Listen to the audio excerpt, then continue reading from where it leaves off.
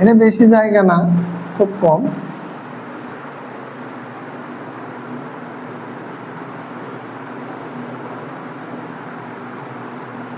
আচ্ছা, ভলিবল খেলা আর হ্যান্ডবল খেলা কি একই?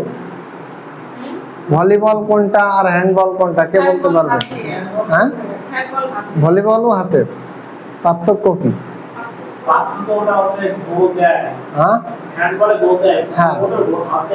গোল দেয়, আর দেখবা যে আমি লেখছি হ্যান্ডবলে কখন গোল হয়, প্রশ্ন থেকেই বোঝা যায় যে ভিন্নতা। এটাই কিন্তু দুটা সার্কেল বার থাকে, কি থাকে নির্ধারিত উচ্চতায়, আর এই প্লেয়ার গুলো অনেক উঁচু হয়, টল হয়, টলার হয়, টলেস্ট হয়। হ্যাঁ, বাস্কেটের মধ্যে একটা বার দেওয়া থাকে, 6টা প্লেয়ার থাকে, পাস করে করে তোমাকে ওখানে গোল দিতে হবে, এবং ওখানে একজন গোলকিপার থাকে, তার কাজ হচ্ছে বলটা গোল ঠেকানো। যাই হোক, সে এটা হলো একটা বাস্কেটবল, ওই ভিতর দিয়ে গোলটা দিতে হয়। হ্যান্ডবল হচ্ছে আমরা এই যে এইটা যেটা খেলি, ভলিবল যেটাকে বলি, হ্যাঁ, এটা হাত দিয়ে পাঞ্চ করে, মাঝখানে একটা নেট থাকে, মাঝখানে কি থাকে? নেট থাকে। নেট যদি স্পর্শ করে তাহলে বাতিল বল হিসেবে গণ্য করা হয়, তাহলে মাঝখানে একটা নেট থাকে। ক্লাস শেষ করে দিব, হ্যাঁ, এই এখনই শেষ করে দিব, কয়েকটা শেষ হয়ে গেছে নাকি হবে? আচ্ছা, তো তাহলে ভলিবল খেলা এই যে আমরা 7জন, সেক্ষেত্রে 7জন রাখি নরমালি, তো 6জন, 3 কোর্টে 6জন থাকে, একজন সার্ভ করার জন্য থাকে। তো এটা হচ্ছে হাত দিয়ে পাঞ্চ করে এক সাইড থেকে আরেক সাইডে। এখানে একটু নিয়ম আছে তোমার, এখানে নিয়ম হলো একটা বল সর্বোচ্চ 3বার টাচ করা যায়, ঠিক আছে? কোনটাই? ভলিবল খেলায় 3 টাচে তোমাকে পাস করতেই হবে অপোজিট সাইডে। আর হ্যান্ডবল খেলায় তোমার একটা সিস্টেমে তুমি যতক্ষণ ইচ্ছা রাখো, কিন্তু 2 সেকেন্ডের বেশি হাতে রাখবা না। তুমি নিচে রাখো, নিজের হাতেও 2 সেকেন্ডের বেশি রাখতে পারবা, মাটিতে ড্রপ হয়ে তোমার 2 সেকেন্ডের হাত দিয়ে হোল্ড করতে পারবা না। কি করা যাবে না? হোল্ড করা যাবে না। যদি 2 সেকেন্ডের বেশি থাকে, সেক্ষেত্রে তোমার হোল্ড থ্রো পাবে, ওই যে ফ্রি থ্রো একটু আগেই লাগলো, তাহলে সেক্ষেত্রে থ্রো পাবে। আরো ডিটেলস আলোচনা করার আজকে হয়তো সময় পাবো না, তারপরে আমি বলি ওটা হোল্ড হয়ে যাবে। 2 সেকেন্ড থেকে 3 সেকেন্ড বেশি রাখলেই ওটা হোল্ড। তুমি রাখতে পারবা, ড্রপ খাওয়াতে হবে, মাটির সাথে প্রতিনিয়ত তোমাকে সার্ভে করতে হবে। মাটির সাথে তোমার বল আর তোমার সাথে সম্পর্ক থাকা যাবে না। তোমার ওইটা যদি বেশিক্ষণ রাখো তাহলে কি হয়ে যাবে? হোল্ড। হোল্ড মানে ধরে রাখা, আর ধরে রাখলে ফাউল। ওই খেলার কাজই হচ্ছে বল যদি তুমি রিসিভ করে রেখে দাও তাহলে ফাউল। একটা প্রশ্ন আছে যে হ্যান্ডবল খেলায় বল কতক্ষণ ধরে রাখতে পারো, দেখো প্রশ্ন আছে একটা। এই জিনিসগুলো খেয়াল করবা, প্রশ্নগুলো সার্চ দেবা, তাহলেই তোমরা বুঝতে পারবা। আচ্ছা, আরো বেশ খানিক আছে, 3-4টা প্রশ্ন। আচ্ছা, 2-3টা প্রশ্ন দিব আর কি। আচ্ছা, 3 নম্বর লেখো, হ্যান্ডবল ও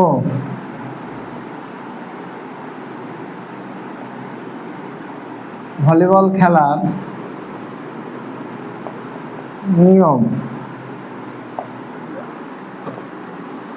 আলোচনা করো।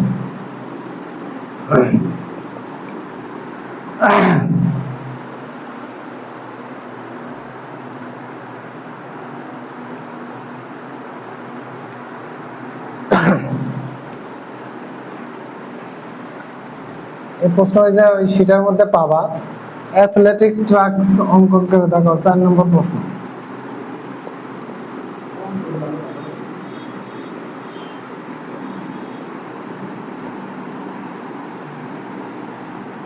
অ্যাথলেটিক ট্র্যাকের চিত্র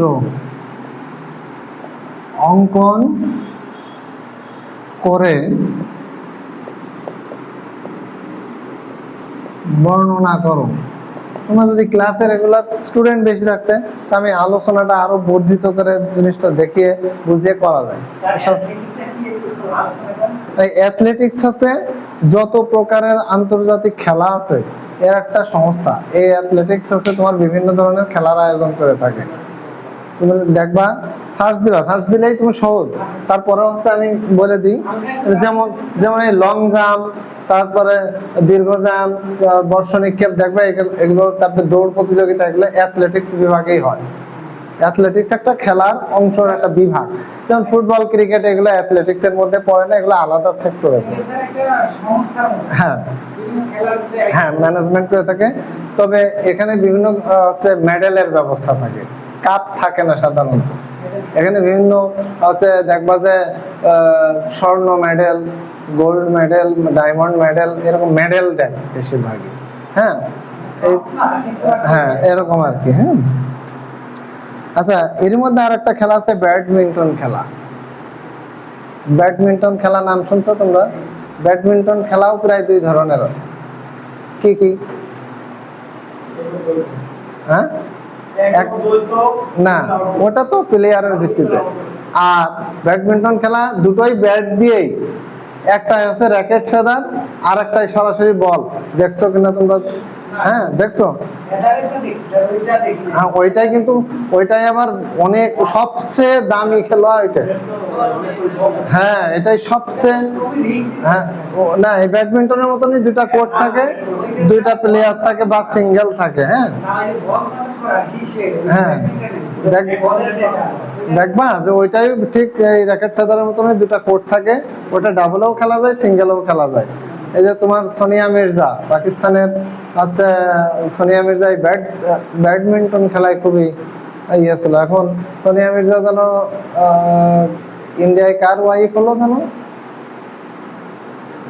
কার যেন ইন্ডিয়া একজন ক্রিকেটারের স্ত্রী হলো না? তো যাক ওই ব্যাডমিন্টন খেলায়, তাহলে একটি ব্যাডমিন্টন খেলার নিয়ম কানুন ব্যাখ্যা করো, সাথে একটা কোর্ট অঙ্কন করে। একই প্রশ্ন, ওই সবার ক্ষেত্রেই যে খেলাগুলো আছে সাধারণ নিয়ম আর কোর্ট অঙ্কন। তবে তোমাদের এবার ফুটবলটা আসার সম্ভাবনাই বেশি, বলে দিলাম। যাও, ফুটবল যেহেতু বিশ্বকাপ হয়ে গেল, বুঝছো? হ্যাঁ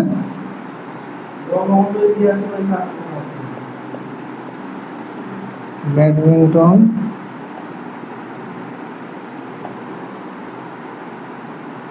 নিয়ম সহ একটি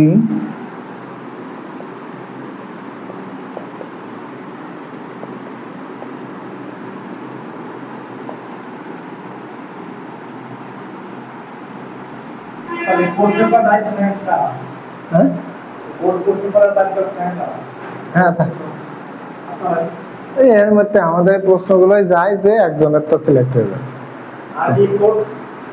কোর্স নিজেরা, এটা তো প্রতিষ্ঠান দেয়। আমার এই পড়ার মধ্যেই থাকবে, এর বাইরে থাকবে।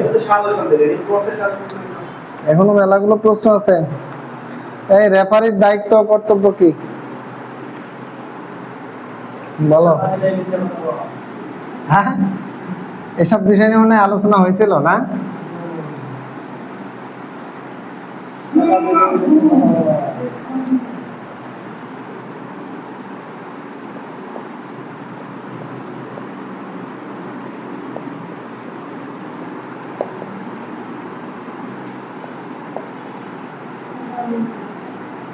আচ্ছা, এখন প্রশ্ন আসতে পারে। হ্যাঁ হ্যাঁ অবশ্যই। একটা কথা মনে রাখবা, এই রেফারি আম্পায়ার যাই বলো না কেন, দায়িত্ব কর্তব্য একই। ঠিক আছে, দায়িত্ব কর্তব্য কি একই। ওদের কাজ সহসা তোমরা প্রশ্নের মধ্যে কিভাবে লাগবা যে একজন রেফারি বা একজন খেলা পরিচালনাকারী অনেক ভূমিকা থাকে এবং দায়িত্ব কর্তব্য অনেক। ন্যায়নিষ্ঠ কথাটা সব খেলায় যায়, তারপরে সিদ্ধান্ত সব খেলায় যায়, নৈতিক সিদ্ধান্ত, তার বাস্তব অভিজ্ঞতা, তারপরে মানে নির্ধারিত আইন অনুযায়ী খেলা পরিচালনা। এই কথা কেন খেলা উল্লেখ লাগে না। এ সব খেলার ক্ষেত্রে ওর নীতিগত আইনটা প্রয়োগ করে সে খেলাটা পরিচালনা করবে, ওইটাই তার দায়িত্ব আর কর্তব্য। বুঝা গেল? তার রেফারি নিরপেক্ষ হবে। আমি 20 টাকা দিলাম, তুমি 30 টাকা দিলে, 30 টাকার ওজন বেশি বিধায় ওই সিদ্ধান্ত দিলে, এটা সে হবে না। ঠিক আছে, সে বরাবরই নিরপেক্ষ হবে। এরকম বেশ কিছু কথাগুলো তোমরা কর্তব্য লেখো।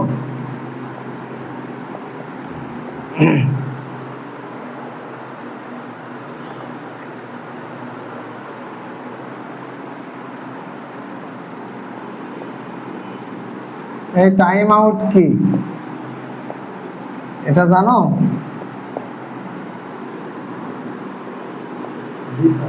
টাইম আউটটা কি জানো? প্রত্যেকটা খেলায় একটা ল থাকে, নিয়ম থাকে, যে তোমার 20 মিনিটের খেলা, এর মধ্যে 1 মিনিট একটা বিরতি আছে সাপোজ, বা একটা প্লেয়ার 1 মিনিট থেকে 2 মিনিটের একটা নিয়ম পায়, যে হচ্ছে তুমি একটা 1 গ্লাস পানি খেলে দেখবা ক্রিকেটের ভিতরে অনেক সময় পানি খায় 1 মিনিটের বেশি না, এসে আবার প্লেয়ার দৌড়িয়ে চলে যায়, কারণ সময় কভার করে না।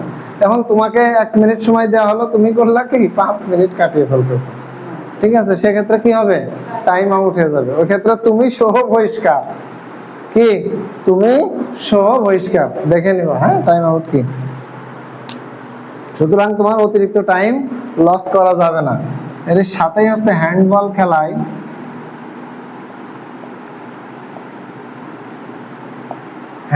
খেলায় সাময়িক বহিষ্কার কত প্রকার?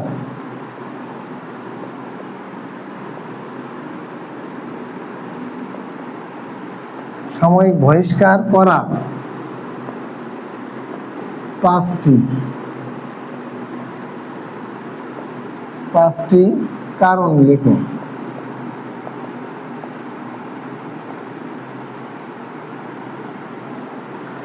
আর তোমরা যদি পারো সবাই বইটা নিয়ে নিয়ে প্রশ্নগুলো পেয়ে গেলে অনলাইনে সার্চ দিয়ে বা বিভিন্ন ভাবে দেখতে পাবা।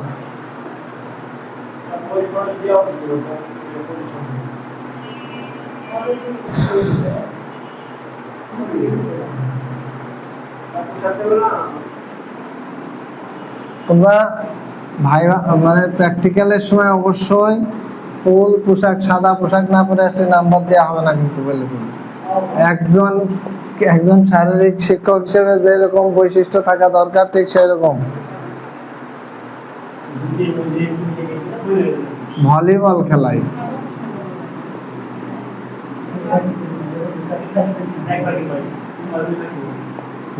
খেলায় ব্লকিং কি? ব্লকিং ফ্রন্ট প্রশ্নগুলা হয়ে গেলে আলোচনা করতে সহজ। ব্লকিং ফ্রন্ট ও রোটেশন কিভাবে করতে হয়,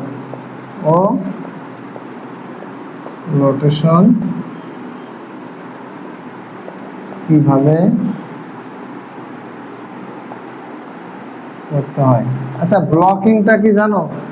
এটা হচ্ছে ভলিবল খেলায় দেখবো যে আমরা বল পাঞ্চ করে নিজেদের মধ্যে আগে লেনদেন করি। নিয়ম হচ্ছে ভলিবল খেলার কোর্টটা এরকম হয়, একটু সাপোজ দেখো, সবাই দেখো, স্কোয়ার হয়, হ্যাঁ, এর মাঝখান বরাবর একটা নেট থাকে, এখানে একটা নেট থাকে, ঠিক আছে? এই জায়গা দিয়ে তোমার দুটা কোর্ট থাকে, এই জায়গাতে একটা ছোট সীমানা থাকে, ঠিক অপোজিট সাইডেও।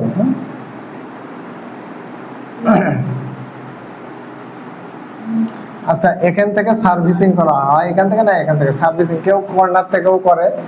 তো আমার এই যে সার্ভিসিং থেকে বল ওই পাশে যে নেটের, আর এই নেটটা থেকে বল অবশ্যই ইয়াতে থাকতে হবে, নেটের ওই পাশে, বা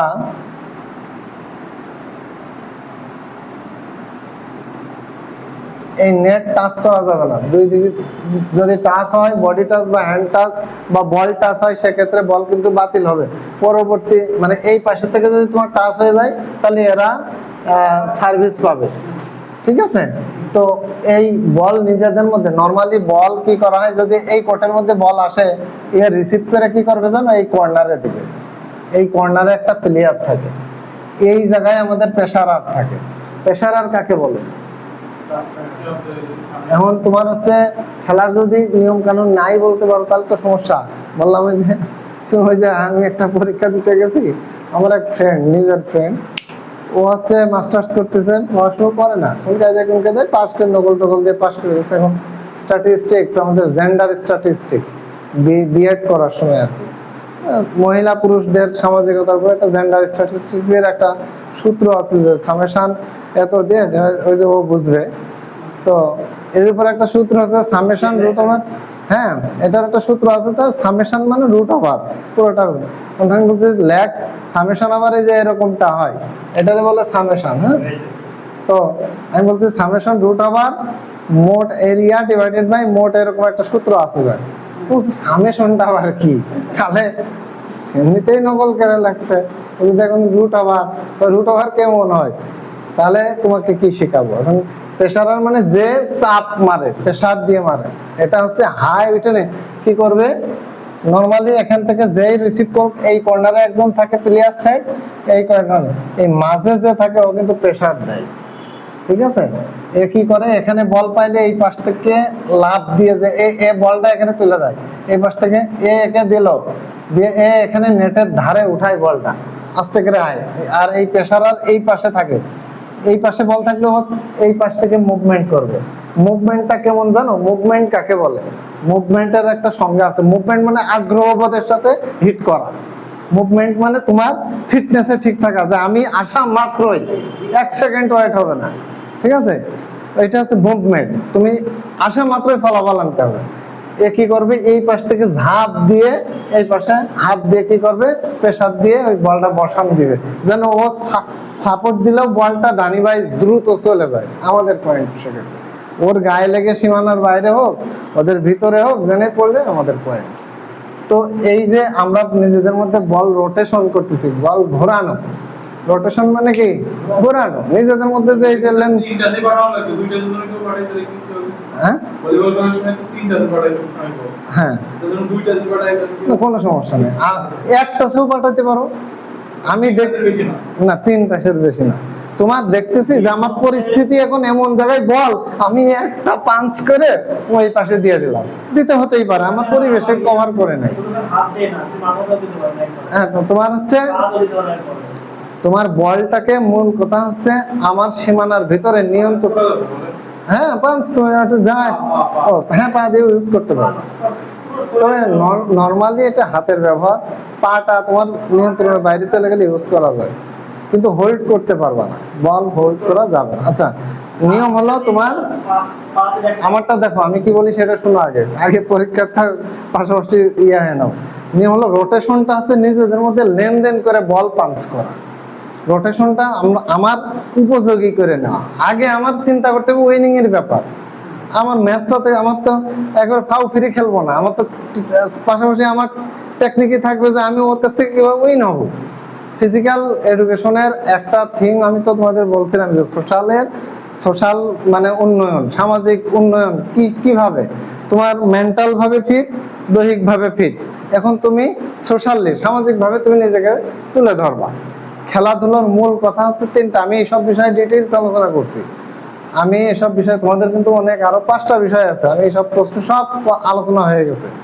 খেলাধুলার মূল কথা হচ্ছে তুমি শারীরিকভাবে ফিট, মানসিকভাবে ফিট। এবার তুমি তুমি তো আসনি ক্লাসে, আমার জ্বর আসছে কিন্তু আমি খেলাধুলো করতে ইচ্ছা হচ্ছে, হবে? হবে না। তোমার হচ্ছে শরীর টরীর সব ঠিক আছে, মাথা ব্যথা করতেছে, হবে? হ্যাঁ, হবে না। এই 2টা দিক যখন তোমাদের একটা প্রশ্ন আসবে যে ফিট কাকে বলে, মানে সুস্থতা কাকে বলে। সুস্থতা থাকতে হলে কি শুধু তুমি দৈহিকভাবে সুস্থ থাকলে হয়ে গেলে? উভয় দিকে, দৈহিক এবং মানসিক উভয় দিকেই সুস্থ যখন থাকতে পারবা, তখনই তুমি নিজেকে অ্যাপ্লাই করতে পারবা। আর এই অ্যাপ্লাইটা সুন্দরভাবে কখন করতে পারবা, যখন তুমি দুটোতেই ফিট থাকবা, সামাজিকভাবে তোমাকে মূল্যায়ন করবে। তুমি দুটাতেই ফিট থাকলে তুমি তোমার পারফরমেন্সটা দেখাইতে পারবা, তখনই তুমি ফিট হতে পারো। তো এই যে নিজেদের মধ্যে বল লেনদেন, এটাকে বলে রোটেশন। আর মুভমেন্ট মানে পাঞ্চ কেন আমার ফলাফল আনা। ঠিক আছে, এটা যেন মাথায় থাকে। আমি আরো দেখাইতে পারতেছি না, তোমাদের তো প্লেয়ার থাকো না, ছাত্ররা থাকো না, প্লেয়ার চলে আসে। তোমরা প্লেয়ার এখন এই মুহূর্তে প্লেয়ার থাকেন, আমি কাকে নিয়ে কোর্স দিব? আচ্ছা, এরপর আছে সার্ভিস কি। কত নম্বর যাবে এটা? 8। আচ্ছা, তোমরা তোমাদের মতো ঠিক করে নাও। সার্ভিস কি কি শর্তে সার্ভিস করতে হয়?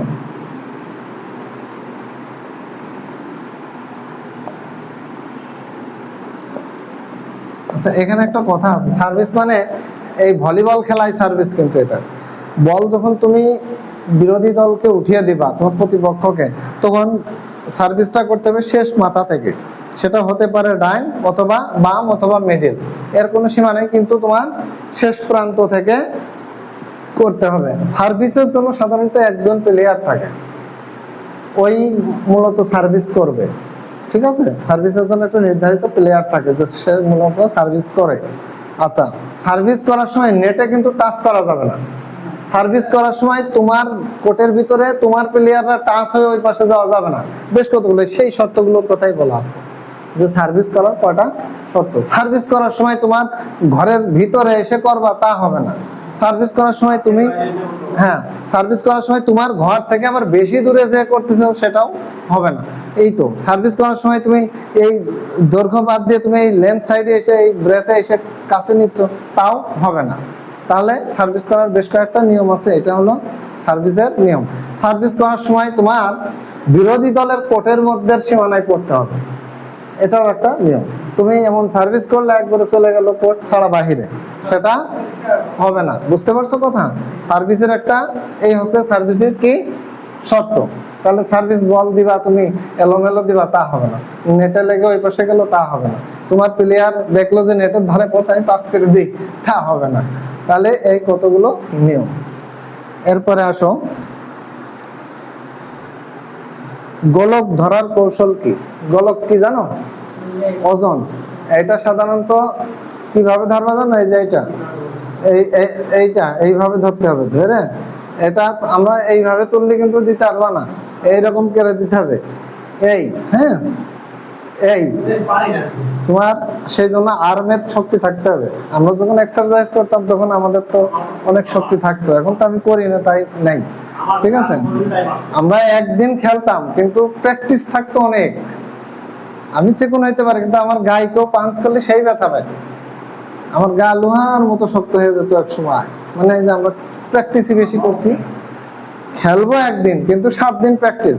প্লেয়াররা কি করে দেখবো যে প্লেয়াররা প্রতিনিয়ত কি করে, অ্যাক্টিভিটিস করে, খেলার থেকে অ্যাক্টিভিটিস বেশি। সেই জন্য তোমার এই গোলক ধরার বেশ কয়েকটা শক্তি আর্মে। এই জন্য মাসেলস একটা জিনিস পড়াইছি আমি তোমাদের, মাসেলস পড়াইছি না? মাসেলস গুলো কি? 4টা মাসেলস আমাদের। কয়টা?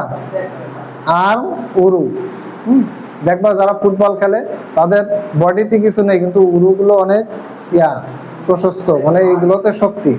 কারণ দৌড়াতে হয়, আমার পায়ে যদি শক্তি স্ট্রেংথ না থাকে আমি কিভাবে 90-90 মিনিটস কভার করব? আর শুট করার শক্তি যদি না থাকে, বলে যদি আমি কিক না করতে পারি, সেক্ষেত্রে আমি কিভাবে খেলার ফলাফল আনবো?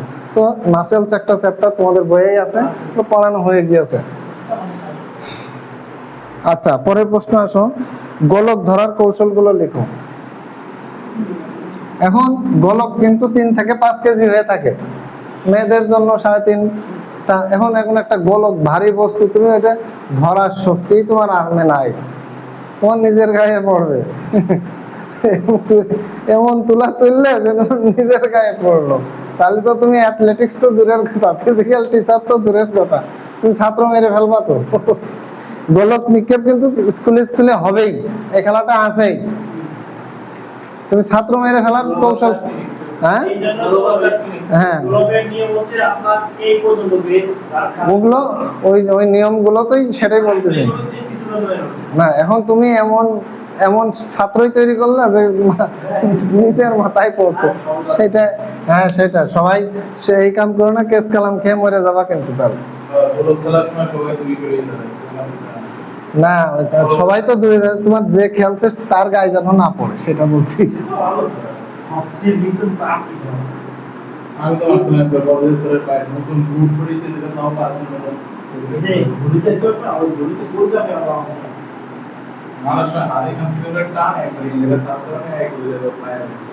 খুব সাবধান এগুলো, হ্যাঁ।